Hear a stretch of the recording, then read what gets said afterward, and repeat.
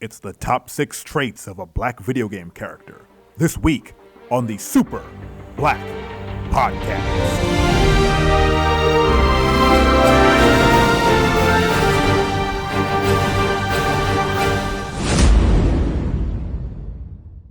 You are listening to part 1 of the top 6 traits of a black video game character. This was recorded with a very dear friend of mine, Justin Jordan. We've done other podcasts together, and I thought him the perfect guest for this type of list. Since he is a video game artist, he's worked on some properties and some apps before, he's a big video game nerd, so he's intimately acquainted with video games and the black video game characters within. So we actually went on for a very, very long time, because when I get together with him or any other people who I've podcasted with before, we tend to be long-winded because we just enjoy each other's company. So I had to split this podcast into a couple of different episodes. So this would be part 1, episode 1, and it covers the number 6 and number 5 traits of a black video game character. Now that should tell you how long we actually do speak, because this one actually is about as long as a normal Super Black podcast. So I hope you enjoy it. Stay tuned for episode 2 or part 2 of this one episode. It's very confusing for me. I'm trying to wrap my brain around it. So please enjoy, and I'll see you at the end of the episode.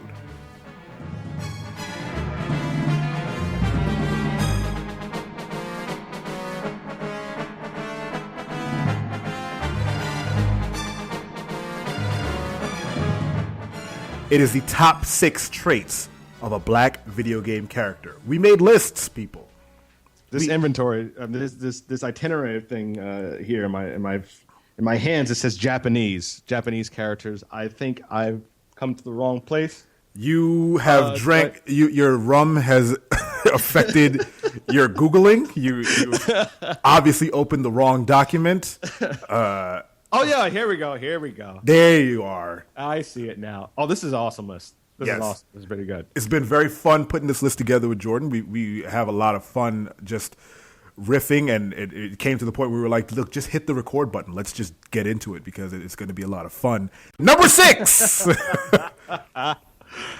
In the top 6 traits of a black video game character, we put down superior athletic ability. And this came from really us playing Gears of War. Yeah. And Coltrane was the only black representation in that game.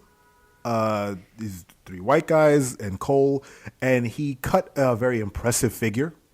And they like to ram it down your throat where he got that figure from, because he was a former pro Thrashball. There you go. Just came back to me. A pro Thrashball player, which in the world of Sarah would be equivalent to football, I would say. Yep.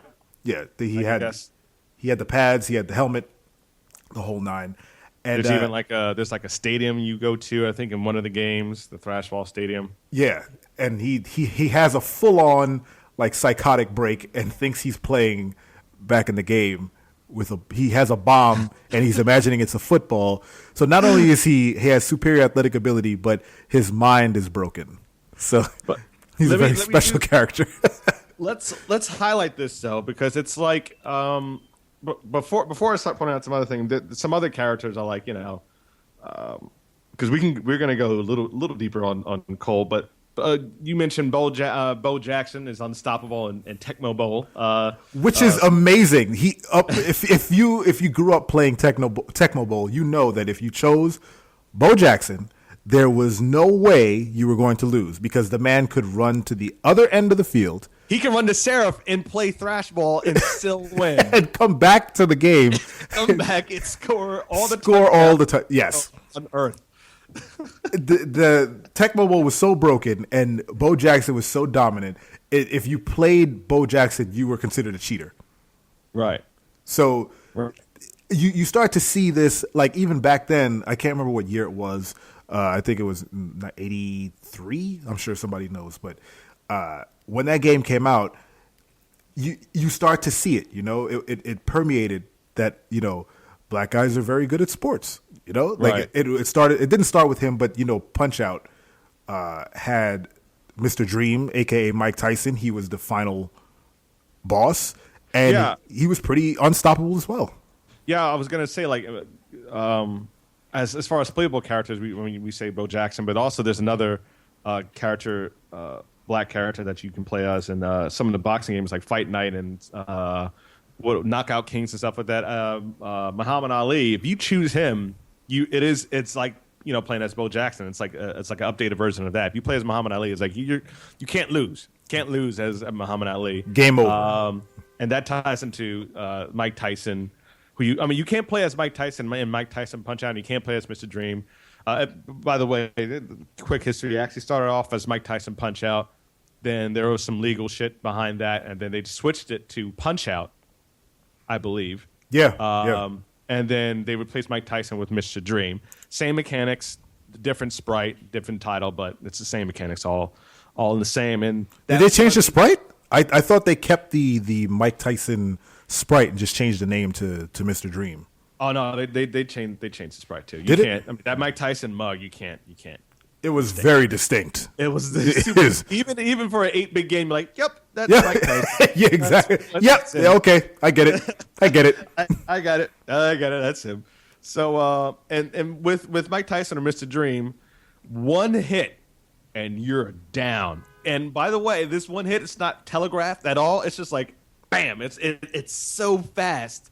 And when you get hit with it, you jump back. It's like terrifying. It's Yeah. one of the most. It's more terrifying than some of the horror-esque games in for Nintendo. It's like it's nuts. It's nuts. And But, if you played that game, you knew that once you got to Mike Tyson / Mr. Dream, you were going to lose. Like it wasn't a thing. Like it's only recently, I think, in like the 2000s, where people were just like plowing through everybody in that game to get to him, and then like making a go of it. And yeah, I don't know anyone growing up. This is the whole thing with the internet now. Like I don't remember anyone growing up that got to Mike Tyson. I don't know anyone. I think my brother said he knew some guy, but that's always like the rumor. Like, Yeah.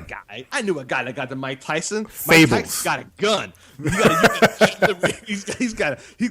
The Rambo comes out. And he helps him. Like, what the fuck? What's going on here? No, I never seen anyone successfully get up to Mike Tyson and beat them. all myth. It's all myth. All legend. It's all myth. But yeah, I got up to Mike Tyson using Lies. No, I got up to Mike Tyson using computer, like Nintendo computer ROMs. Like I definitely cheated. Yeah. Like I was playing on my computer, Mike Tyson Punch Out, and I definitely would do like the save states. And the thing with the Nintendo is that once you lost, you had to you have lives. You got to start from the beginning after a certain time. You don't have to do that with ROMs. You can always cheat. So I cheated my way to Mike Tyson, and I still cannot beat him. So, That's a solid athletic ability given to him. Like they raised their stats to 99.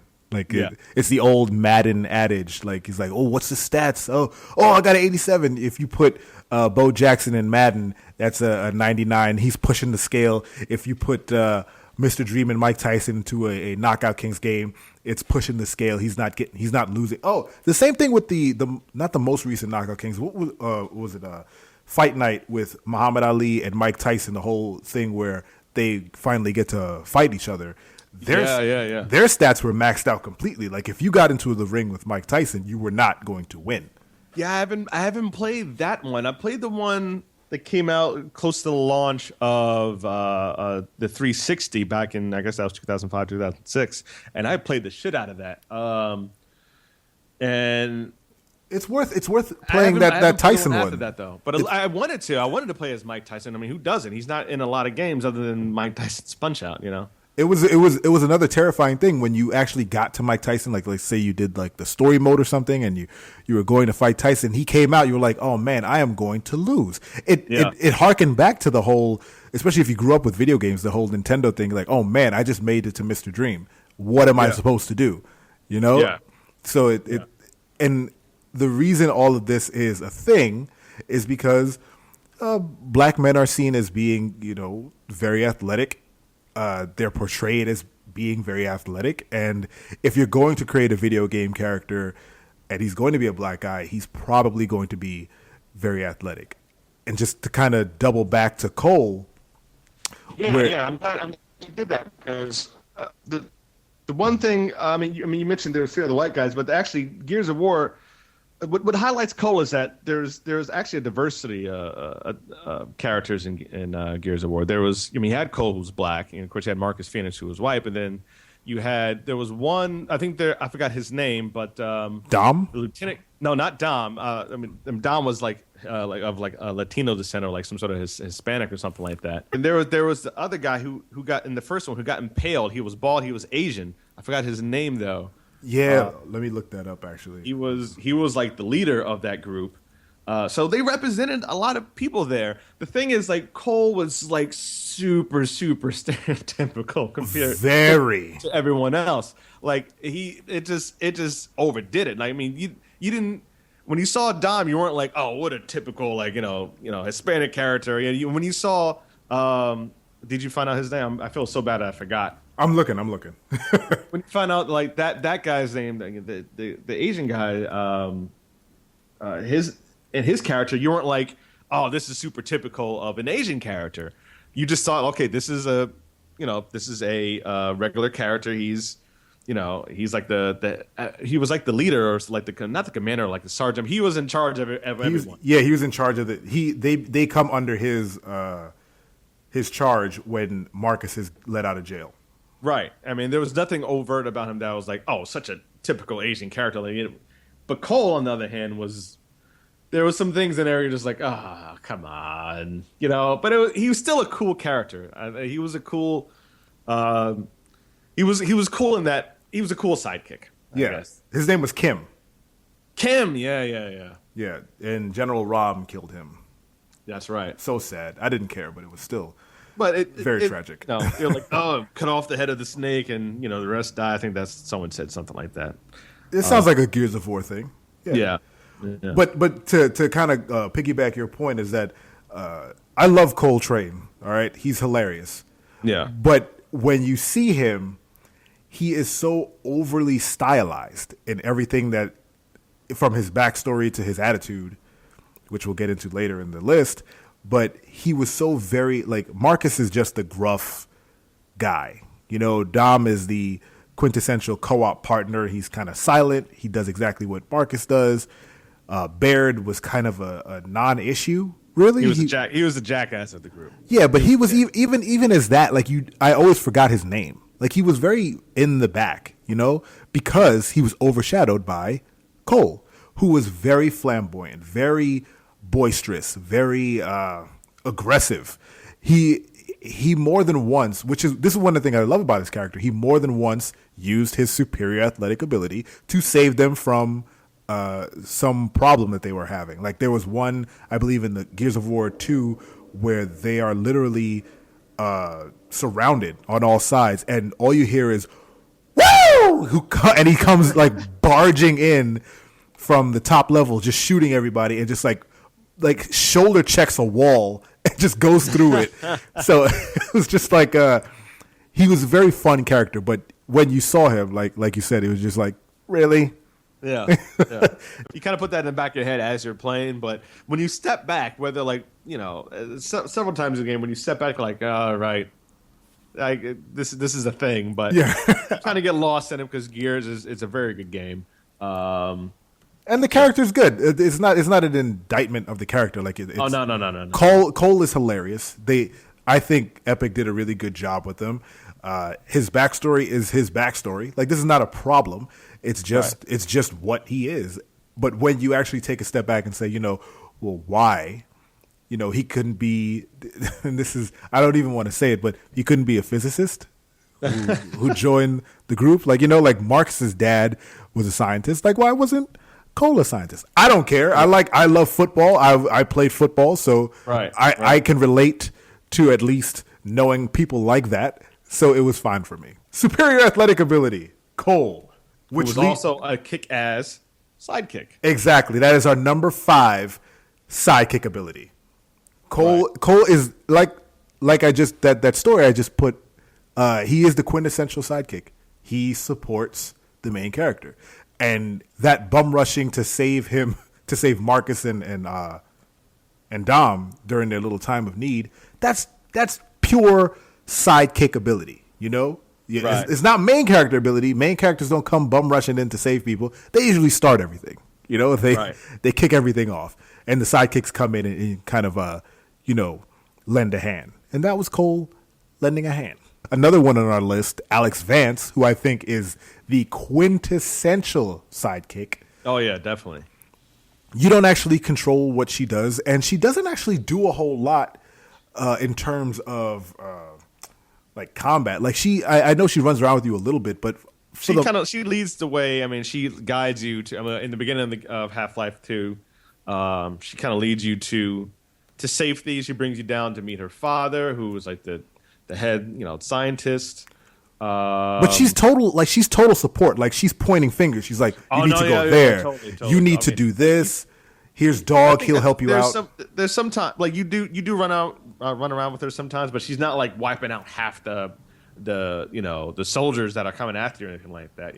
Yeah, I think there were maybe very isolated times in that series where she actually like joined in combat to help. Right, like yeah. She wasn't like big on. You saw her firing, and occasionally you saw her like kill like a head crab or something like that, or a soldier like towards the end of a very large battle. But you don't like sit there and like, I'm gonna let Alex take out all of them. That's not gonna happen. You'll be there all day. She'll be firing, but she's not that great of a shot. Yeah, she's not gonna hit anything. She's a great character though. She's an amazing character because she is. The reason I say she's the best, the ideal support character is because she is pretty much the exposition. She is your voice in the game because Gordon Freeman does not talk. Alex is the voice of the game for you. She informs you on what's happening. She speaks for you to other characters because Gordon doesn't say anything. And then she is ultimate support. She'll get Dog to move something out of the way for you to continue your mission. She will, I think, like you said, she will take shots at an enemy just to keep them occupied because that's what they do. I mean, if you're fighting something, she will keep things occupied if she's there. Right. You know? That was her support. Yeah. I mean, she can draw fire from what? It seems like it. Maybe it was scripted. Fire some. Sometimes, if those guys are just looking at you all like, come on, man. There's a whole nother lady shooting at your face. You're not gonna, look at her. They're like, oh, we know she's not gonna kill us. But you, on the other hand, we want to kill you. Dangerous. But yeah, another good thing about Alex is that she's the son of Eli Vance, right? And she's mixed. I think the mother was white and Eli was black. But she, as a black character, you don't say like, okay, there's a typical black character. You're just like there's Alex, and even more so. You're not like, oh, there's she's never been in a situation where she had to like show off her female parts. It wasn't like, oh, she's like wearing a bikini or anything like that. She's one of the few female characters in a game where she's wearing the same stuff. She's not being overtly sexy. She's just a lady in this situation. She's not being exploited. And exactly. That's I guess she's not being exploited in any way to show off her And I'm a blatant female character with like double D's. I got the Nicki Minaj butt. So nothing like that. She's not exploited in any way. She's just like a good solid character, man. And I think that makes for a good sidekick. And she's amazing. I think Alex is one of the best female characters that has been created. Behind, I think, Jade from Beyond Good and Evil. They're kind of like, they have similar trajectories in terms of character development where, they're both very strong-willed, they're both competent. And what I like about Alex is that I never knew that Alex was black. Like, it never clicked for me because they don't shove it in your face. Exactly. That's why I like that. Like I said, Eli. She's the daughter of Eli, and he's black. He's totally black. You don't really think about it, and I think that's really smart. Like, she goes, "Hey, Dad," whatever, and you don't connect it like, oh, she's black. You're just like, okay, that's her father. Whatever. Right. You know? Right. And it doesn't really click until you get into a podcast like this where you're doing research and you go like, oh, yeah, she's black. That's one more. And she's really cool character. It's not even a part of her character. She's just a very solid character and an amazing sidekick in a video game. It's like they wrote the character, and then just through the nature of going through, like writing characters, like, you know, it just comes like, oh, she's black because Eli's black and she's her, you know, his daughter. It clicks. It wasn't like let's make a black sidekick. It didn't start off that way. It started off. It seems like, now, of course, I don't know what goes behind at Valve. I don't think anyone does. So not anymore.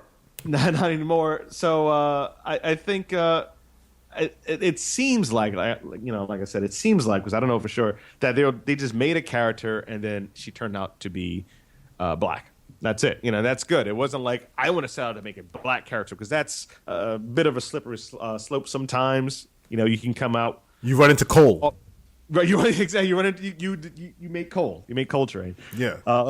So, and sometimes that can go well. That can go bad. So it depends. So we like her as a character. Sheva from Resident Evil 5 is also a somewhat of a sidekick. Now, we were talking about this before we started recording, but it's debatable because you can play as Sheva. You can play as her. But so my thing was, I would consider her a sidekick only because the main cast of that game is so well established from so many years ago that when you add a new character in and then say, okay, here's Chris Redfield and then here's Sheva. Right. She's new. Chris is the main guy. Been there since the first go. This is probably Resident Evil 5 will probably be his either third or fourth incarnation in Resident Evil series. Yeah, totally agree. I totally agree. And she is dope support. She is very good great. support. She is good. I mean, not only the fact that you can give her guns, you can trade different stuff with her. She heals you. I mean, she does like a lot. She is like a good support. It's hard for me to say sidekick, like I said, because you get the players there. But if I had to pick between her being the lead and sidekick, she would definitely be sidekick, like you said, because Chris Redfield's been established well before. But she's great. I like the character of Alex better narratively, and she's more established. Yeah. She's like you said, you're not like, oh, look at that black character. That's not the same. It's almost the opposite with Sheva. Sheva, you're like, oh, she's definitely a black character. She's straight out of Africa. She's straight out of Africa. They do somewhat highlight some of her female attributes, but at the same time, gameplay wise, she's way more effective as a psychic, because, like I said, she heals you. I don't think Alex does that. She gives you ammo when you need it. You can give her ammo if you have like some guns. You're like, oh, I really like this gun, but I don't have room for it. You can give it to her, and she'll bust ass with that gun. She'll shoot some zombies up, or whatever the hell they want to call them in Resident Evil 5. And so gameplay wise, I do like Sheva more than Alex, which might give her the leg up because it's a game.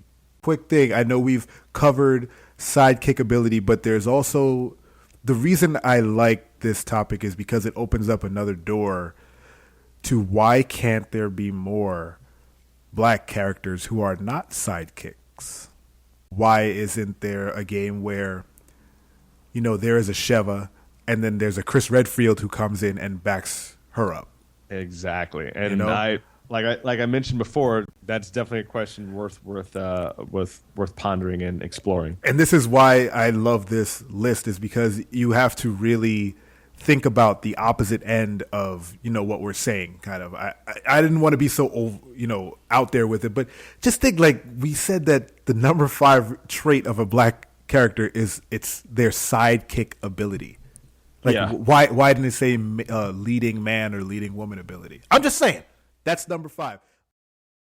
And this is the end of part 1. Thank you for listening. Don't forget to jump over to Twitter @SuperBlackPC.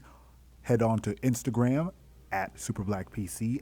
and on Facebook at SuperBlackPC to get more updates and information on the podcast. Thank you for listening for part 1. Part 2 will be with you shortly. So, or maybe you're listening to this in the future and it's already done. I don't know. That's the beauty of podcasting. Anyway, thanks again for listening, and we'll see you in part 2.